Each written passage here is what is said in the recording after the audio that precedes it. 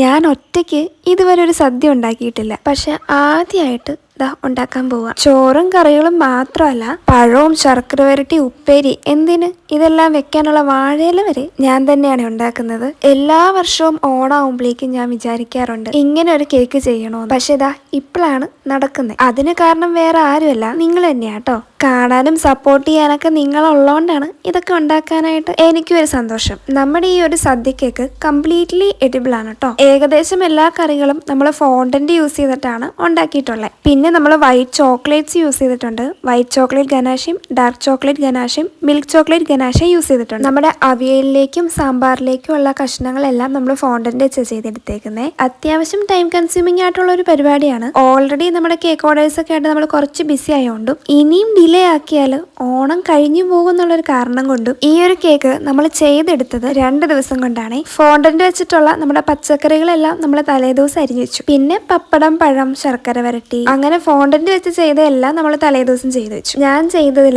എനിക്ക് ഏറ്റവും ഇഷ്ടപ്പെട്ടത് ഈ പഴമാണ്. ഞാൻ ഏറ്റവും ആദ്യം ഉണ്ടാക്കിയതും പഴം തന്നെയാണ്. അത് അത്യാവശ്യം നല്ല രീതിയിൽ സക്സസ് ആയി കിട്ടിയെന്ന് കണ്ടപ്പോൾ തന്നെ എനിക്ക് ബാക്കി ചെയ്യാൻ ഭയങ്കര എക്സൈറ്റ്മെന്റ് ആയി. നമ്മുടെ ഓണം സദ്യ കേക്ക് ഫ്രണ്ട്സിനെയും ഫാമിലിനെയും ഒക്കെ കാണിച്ചപ്പോഴും അവർക്കും ഏറ്റവും ഇഷ്ടമായത് പഴം തന്നെയാണ്. നിങ്ങൾക്ക് എന്താ ഇഷ്ടമായെന്ന് കമന്റ് ചെയ്യണേ. സോ അപ്പോൾ ടാറ്റാ.